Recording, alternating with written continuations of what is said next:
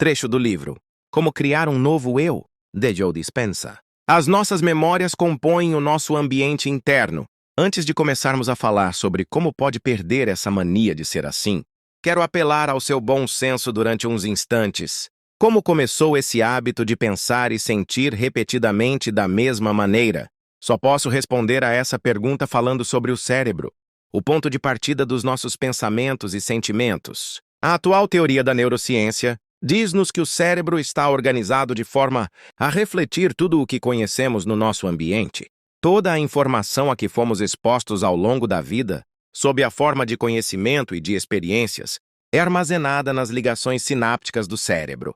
As relações entre as pessoas que conhecemos, a diversidade de coisas que possuímos e com que estamos familiarizados, os lugares que visitamos e em que vivemos em momentos diversos da nossa vida, e a miríade de experiências que vivemos ao longo dos anos, encontram-se todas configuradas nas estruturas do cérebro.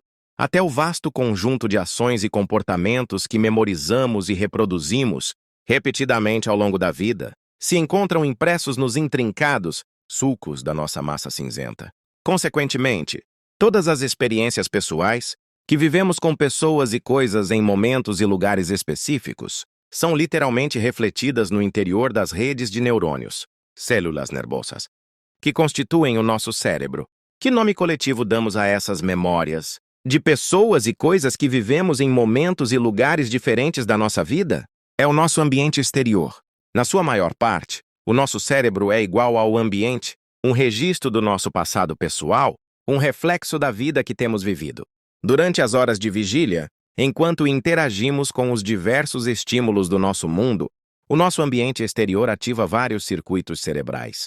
Como consequência dessa resposta quase automática, começamos a pensar e a reagir de uma forma igual ao nosso ambiente. À medida que o ambiente nos faz pensar, redes familiares de células nervosas vão disparando para refletir essas experiências anteriores, que já se encontram integradas no cérebro.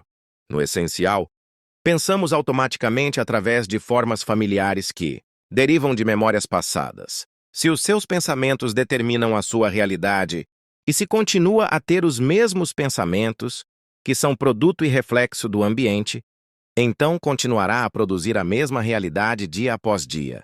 Logo, os seus pensamentos e sentimentos interiores vão corresponder exatamente à sua vida exterior, pois é a sua realidade exterior, com todos os seus problemas, situações e circunstâncias, que está a influenciar o seu modo de pensar e como se sente na sua realidade interior. As memórias familiares trazem à mente a reprodução das mesmas experiências todos os dias. Ao ver as mesmas pessoas, o nosso chefe, por exemplo, o cônjuge e os filhos, fazer as mesmas coisas, ir de carro para o trabalho, desempenhar as tarefas diárias, treinar os mesmos exercícios, ir aos mesmos lugares, o café preferido, o supermercado onde costumamos fazer compras e o local de trabalho, e ver os mesmos objetos, o carro, a casa, a escova de dentes e até o nosso corpo. As memórias familiares relacionadas com o mundo que conhecemos lembram-nos, trazem-nos à mente de reproduzir as mesmas experiências. Poderíamos dizer que, na realidade, é o ambiente que controla a nossa mente, dado que, para a neurociência, a definição de mente é o cérebro em ação. Estamos constantemente a reproduzir o mesmo nível mental, trazendo à mente quem pensamos ser em relação ao mundo exterior. A nossa identidade passa a ser definida por tudo o que é exterior a nós, uma vez que nos identificamos com todos os elementos que compõem o nosso mundo exterior. Por conseguinte, estamos a olhar para a nossa realidade com uma mente igual a essa mesma realidade, o que nos leva a fazer colapsar ondas infinitas de probabilidades do campo quântico para acontecimentos, que refletem a mente por nós, utilizada para experienciar a nossa vida. Estamos a criar mais do mesmo. Poderá achar que o seu ambiente e os pensamentos não são semelhantes de forma tão rígida e que a sua realidade não é assim tão facilmente reproduzida. Mas se pensar que o seu cérebro é um registro completo do seu passado e que a sua mente é o produto da sua consciência, em certo sentido, poderá estar sempre a pensar no passado. Ao respondermos com o mesmo hardware cerebral correspondente às nossas memórias, estamos a criar um nível mental idêntico ao passado, porque o cérebro está a fazer disparar automaticamente circuitos já existentes para refletir tudo o que já conhecemos, já vivemos e conseguimos por isso prever. De acordo com a lei quântica que continua, por sinal, a trabalhar para nós, o nosso passado está a tornar-se o nosso futuro. Reflita no seguinte: quando pensa em função das suas memórias, só consegue criar experiências passadas.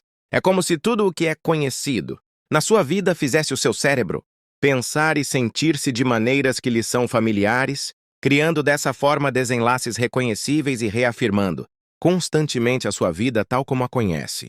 E como o seu cérebro é igual ao seu ambiente, todas as manhãs, os seus sentidos ligam-no à mesma realidade e iniciam o mesmo fluxo de consciência.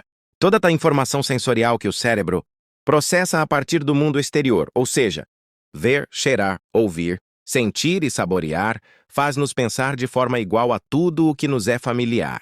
Abrimos os olhos e sabemos que a pessoa que está deitada a nosso lado é a nossa mulher, ou marido, por causa das nossas experiências conjuntas no passado.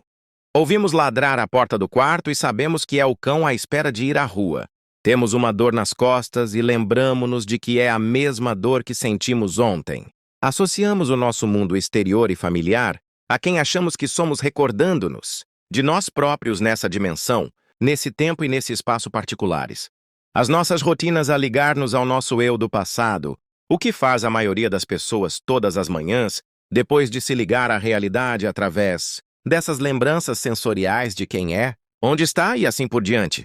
Pois bem, continua ligada a esse ser do passado, seguindo uma série de comportamentos automáticos de forma rotineira e inconsciente. Por exemplo, acordamos no mesmo lado da cama, vestimos o roupão como todos os dias, vemo-nos ao espelho para recordarmos quem somos e tomamos um duche seguindo uma rotina automática. Depois, arranjamo-nos para ficarmos parecidos com a imagem que toda a gente espera de nós, lavamos os dentes da maneira habitual memorizada, tomamos café na chávena preferida e comemos os cereais, habituais ao pequeno almoço. Vestimos o casaco do costume e apertamo-lo de forma mecânica. A seguir, vamos automaticamente para o trabalho, seguindo o percurso habitual. No emprego, executamos as tarefas com que estamos familiarizados. Vemos as mesmas pessoas, carregamos nos mesmos botões emocionais, o que faz com que tenhamos os mesmos pensamentos acerca dessas pessoas, do trabalho e da nossa vida. Mais tarde, apressamo-nos a voltar para casa, para nos apressarmos a comer, para nos apressarmos a ver o nosso programa de televisão preferido, para nos apressarmos a ir para a cama, para nos apressarmos a fazer tudo mais uma vez. E o nosso cérebro terá sofrido alguma alteração durante todo esse dia? Como podemos esperar secretamente que alguma coisa nova aconteça na nossa vida quando temos os mesmos pensamentos, executamos as mesmas ações e sentimos as mesmas emoções todos os dias? Não é essa a definição de insanidade mental? Já todos fomos vítimas desse tipo de vida limitada numa ou noutra ocasião. Agora já percebe por quê. No exemplo anterior, é seguro dizer que estamos a reproduzir, dia após dia, o mesmo nível mental. E se o mundo quântico nos mostra que o ambiente é uma extensão da nossa mente, e que essa mente e a matéria são a mesma coisa, então, enquanto essa nossa mentalidade persistir, a nossa vida vai continuar a pertencer ao status quo. Portanto, se o seu ambiente continua a ser o mesmo, e a sua reação é continuar a pensar da mesma maneira, segundo o modelo quântico da realidade, não deveria criar mais do mesmo? Veja a questão desta forma: se o que entra continua a ser o mesmo, o que daí resulta tem de continuar a ser o mesmo. Então, como poderá alguma vez criar alguma coisa nova? Ligado para os tempos difíceis, tenho de mencionar uma outra consequência possível se continuar a disparar os mesmos padrões neurais ao viver todos os dias da mesma maneira, sempre que responde à sua realidade familiar, recriando o mesmo estado mental, ou seja, ativando as mesmas células nervosas para fazer o cérebro funcionar da mesma maneira. Está a ligar o seu cérebro para corresponder às situações habituais da sua realidade pessoal, sejam elas boas ou más. Há um princípio da neurociência chamado Lei de Hebb. No essencial, postula que as células nervosas que disparam em conjunto ligam-se entre si. O princípio de Hebb demonstra que, se ativarmos repetidamente as mesmas células nervosas, sempre que se ligam é mais fácil para elas voltarem a disparar em uníssono. Por fim, esses neurônios acabam por desenvolver uma relação de longo prazo 8. Por isso, quando utilizo a palavra ligado, ela significa que vários grupos de neurônios dispararam tantas vezes da mesma maneira que se organizaram segundo padrões específicos através de ligações permanentes. Quanto mais disparam, mais essas redes de neurônios se ligam entre si, formando rotas de atividade estáticas. Com o tempo, seja qual for o pensamento, comportamento ou sentimento repetido com frequência, mas ele se tornará um hábito automático e inconsciente. Quando o nosso ambiente influencia de tal modo a nossa mente, o nosso habitat torna-se o nosso hábito. Por isso, se continuarmos a ter os mesmos pensamentos, a fazer as mesmas coisas e a sentir as mesmas emoções, começamos a criar ligações no cérebro até termos um padrão finito, o reflexo direto da nossa realidade finita. Consequentemente, ser-nos-á mais fácil e mais natural reproduzirmos o mesmo estado mental a cada momento. Este ciclo inocente de resposta faz com que o cérebro e, a seguir, a mente, reforcem ainda mais a realidade particular, que é o nosso mundo exterior. Quanto mais disparamos os mesmos circuitos como reação à nossa vida exterior, mais ligações criamos que tornam o cérebro igual ao nosso mundo pessoal. Ficamos neuroquimicamente ligados às condições da nossa vida. Com o tempo, começamos a pensar sempre do mesmo ângulo porque o cérebro só consegue disparar um conjunto finito de circuitos, criando uma assinatura mental muito específica. Essa assinatura chama-se personalidade. Como criamos o hábito de sermos nós próprios, como efeito dessa habituação neural, as duas realidades da mente interior e do mundo exterior parecem tornar-se quase inseparáveis. Por exemplo, se não conseguirmos parar de pensar nos nossos problemas, a nossa mente e a nossa vida fundir-se-ão numa só. O mundo objetivo fica então matizado pelas percepções da mente subjetiva, pelo que a realidade se acomoda continuamente a elas. Perdemo-nos na ilusão do sonho. Podemos chamar a isto rotina, e já todos caímos numa. Mas o problema é muito mais profundo. Não são apenas as nossas ações, mas também as atitudes e os sentimentos que se tornam repetitivos. Criamos o hábito de sermos nós próprios, tornando-nos, em certa medida, escravos do nosso ambiente. O nosso pensamento torna-se igual às condições da nossa vida. E nós, na qualidade de observadores quânticos, criamos uma mentalidade que se limita a reafirmar essas circunstâncias na nossa realidade específica. Estamos simplesmente a reagir ao nosso mundo exterior, conhecido e imutável. De uma forma muito real, tornamo-nos um efeito das circunstâncias que nos são exteriores. Abdicamos do controle do nosso destino. Ao contrário da personagem de Bill Murray no filme Feitiço do Tempo, nem sequer estamos a lutar contra a monotonia interminável do que somos e em que a nossa vida se tornou. Pior, não somos sequer vítimas de uma força misteriosa e invisível que nos prendeu a essa espiral repetitiva. Somos nós o criador dessa espiral. As boas notícias são que, uma vez que fomos nós quem criou essa espiral, também temos o poder de lhe pôr termo. O modelo quântico da realidade diz-nos que, para mudarmos a nossa vida, temos de mudar profundamente o nosso modo de pensar, de agir e de sentir. Temos de mudar o nosso estado de ser, porque o modo como pensamos, nos sentimos e nos comportamos constitui, no essencial, a nossa personalidade, e é a nossa personalidade que cria a nossa realidade pessoal. Então, para criarmos uma nova realidade pessoal, uma nova vida, temos de criar uma nova personalidade. Temos de nos tornar outra pessoa. Mudar é, pois, ter pensamentos e ações superiores às nossas presentes circunstâncias, superiores ao nosso ambiente. As grandes figuras da história, porque eram irrealistas e sem sentido, os seus sonhos. As maiores figuras da história empenharam-se sem vacilar num destino futuro mesmo, sem sentirem o retorno imediato por parte do mundo exterior. Pouco importava se não tinham ainda recebido qualquer indicação sensorial ou prova física da mudança que procuravam. Certamente, todos os dias se lembravam da realidade em que estavam focados. As suas mentes estavam à frente do seu ambiente presente, porque esse ambiente já não controlava o pensamento deles. Estavam verdadeiramente à frente do seu tempo. Outro elemento essencial, comum a todos esses seres venerados, era o facto de terem bem claro, na mente, exatamente o que queriam que acontecesse. Recorde-se de que deixamos o como para uma inteligência superior, e eles deviam saber disso. Certo que alguns dos seus contemporâneos lhes devem ter chamado irrealistas. De facto, eram completamente irrealistas. tal como os seus sonhos. O acontecimento que acalentavam nos seus pensamentos, ações e emoções não era realista, porque a realidade ainda não tinha ocorrido. Os ignorantes e os cínicos também poderão ter dito que a sua visão não fazia sentido, e esses opositores tinham razão, pois a visão de uma realidade futura era de facto uma visão sem sentido. Ela existia numa realidade para além dos sentidos. Outro exemplo, Joana d'Arc foi considerada imprudente, louca até. As suas ideias desafiavam as crenças do seu tempo e faziam dela uma ameaça ao sistema político de então. Mas assim que a sua visão se manifestou, foi considerada uma pessoa de profunda virtude. Quando alguém se agarra a um sonho, independentemente do ambiente, isso é grandeza. A seguir, vamos ver como a superação do ambiente está intimamente ligada à superação do corpo e do tempo. No caso de Gandhi, ele não se deixou afetar por aquilo que estava a te acontecer no mundo exterior, ambiente. Não se preocupou com o que sentia e com o que lhe podia acontecer, corpo, e não se importou se ia demorar muito até concretizar o sonho da liberdade, tempo.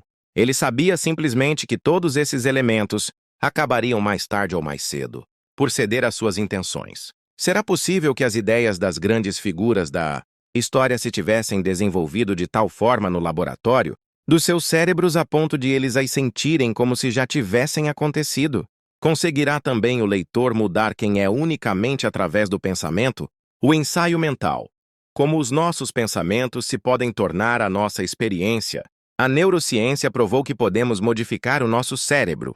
Logo, os nossos comportamentos, atitudes e convicções, bastando para tal pensar de maneira diferente, sem mudarmos nada no ambiente. Através do ensaio mental, imaginar repetidamente que estamos a fazer uma coisa, os circuitos do cérebro conseguem reorganizar-se de modo a refletirem os nossos objetivos. Temos o poder de tornar os nossos pensamentos tão reais que o cérebro se altera a ponto de parecer que o acontecimento já se tornou uma realidade física.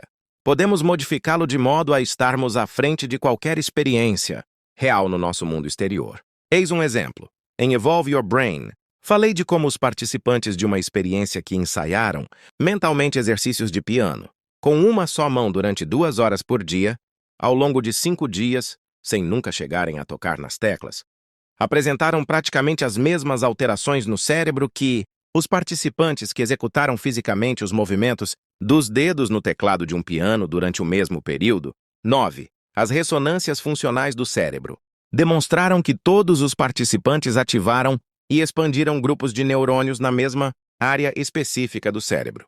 No essencial, o grupo que ensaiou mentalmente as escalas e os acordes desenvolveu praticamente o mesmo número de circuitos cerebrais que o grupo que praticou fisicamente essa atividade. Este estudo demonstra 2 pontos muito importantes. Por um lado, conseguimos modificar o nosso cérebro simplesmente pensando de maneira diferente. Por outro, sempre que estamos verdadeiramente focados e determinados, o cérebro não consegue perceber a diferença entre o mundo interior da mente e o que vivemos no ambiente exterior. Os nossos pensamentos podem tornar-se a nossa experiência. Esta noção é fundamental para o sucesso ou insucesso do esforço no sentido de substituir antigos hábitos, podar ligações neurais antigas por hábitos novos, fazer brotar novas redes neurais. Vamos então analisar mais em pormenor como ocorreu a mesma sequência de aprendizagem nas pessoas que praticaram mentalmente sem nunca tocarem fisicamente qualquer nota. Ao adquirirmos uma aptidão, seja física, seja mentalmente, há 4 elementos que utilizamos para modificar o nosso cérebro: aprendizagem de conhecimentos, instrução prática, atenção e repetição. A aprendizagem consiste em criar ligações sinápticas. A instrução envolve o corpo, proporcionando uma nova experiência que irá enriquecer mais o cérebro. Quando também prestamos atenção e repetimos a nossa nova aptidão, o cérebro modifica-se. O grupo que tocou fisicamente as escalas e os acordes desenvolveu novos circuitos cerebrais porque seguiu esta fórmula. Os participantes que ensaiaram mentalmente também seguiram a mesma fórmula, só que não chegaram a envolver fisicamente o corpo. Na sua mente conseguiam facilmente conceber-se a si próprios a tocar piano. Lembre-se que após terem ensaiado mentalmente repetidas vezes, o cérebro desses participantes apresentava as mesmas alterações neurológicas que o dos participantes que tocaram realmente piano. foram forjadas novas redes de neurônios, redes neurais, o que demonstra com efeito que eles já tinham ensaiado escalas e acordes de piano sem terem realmente passado por essa experiência física. Podemos afirmar que os cérebros dessas pessoas existiram no futuro, antes do acontecimento físico de tocar piano, devido ao nosso lobo frontal aumentado e à nossa capacidade única de tornar o pensamento mais real do que qualquer outra coisa. O cérebro anterior consegue naturalmente baixar o volume do ambiente exterior para que nada seja processado exceto um determinado pensamento. Este tipo de processamento interno permite-nos ficar tão envolvidos nas nossas imagens mentais que o cérebro modifica as suas ligações sem ter de fato passado por esse acontecimento. Quando conseguimos mudar a nossa mente independentemente do ambiente e depois abraçar um ideal com firmeza e concentração permanente, o cérebro vai estar à frente do ambiente. É isso o ensaio mental, uma ferramenta importante para acabar com o hábito de sermos nós próprios. Se pensarmos repetidamente em qualquer coisa em detrimento de tudo o resto, chegamos a um momento em que o pensamento se torna a experiência. Quando isso acontece, as ligações do hardware neural são refeitas para passarem a refletir o pensamento como experiência. É nesse momento que o nosso pensamento modifica o cérebro, logo a nossa mente. Perceber que pode haver alteração neurológica sem quaisquer interações físicas no ambiente é crucial para conseguirmos dar a volta à nossa maneira de ser. Pense nas implicações mais vastas da experiência do exercício de piano. Se aplicarmos o mesmo processo, o ensaio mental, a qualquer coisa que queiramos fazer, podemos modificar o nosso cérebro antes de qualquer experiência concreta. Se conseguirmos influenciar o nosso cérebro, por forma a que se modifique antes de vivermos um acontecimento futuro desejado, criaremos os circuitos neurais adequados que nos permitirão comportarmos-nos em sintonia com a nossa intenção antes de ela se tornar uma realidade palpável. Através do ensaio mental constante de um modo melhor de pensar, agir ou ser, instalamos o hardware neural necessário para nos prepararmos em termos fisiológicos para o novo acontecimento. Na verdade, fazemos mais do que isso. O hardware do nosso cérebro, na analogia que utilizo neste livro, diz respeito às estruturas físicas do cérebro e à sua anatomia, inclusive os próprios neurônios. Se continuarmos a instalar, a reforçar e a refinar o nosso hardware neurológico, o resultado final dessa repetição é uma rede neural, ou seja, um novo software. Tal como o software dos computadores, esse programa, por exemplo, um comportamento, uma atitude ou um estado emocional, passa a ser executado de forma automática. O cérebro está agora preparado para a nova experiência e, realmente, temos a mentalidade certa para conseguirmos enfrentar o desafio. Quando mudamos a nossa mente, o cérebro muda. E quando mudamos o nosso cérebro, a mente muda.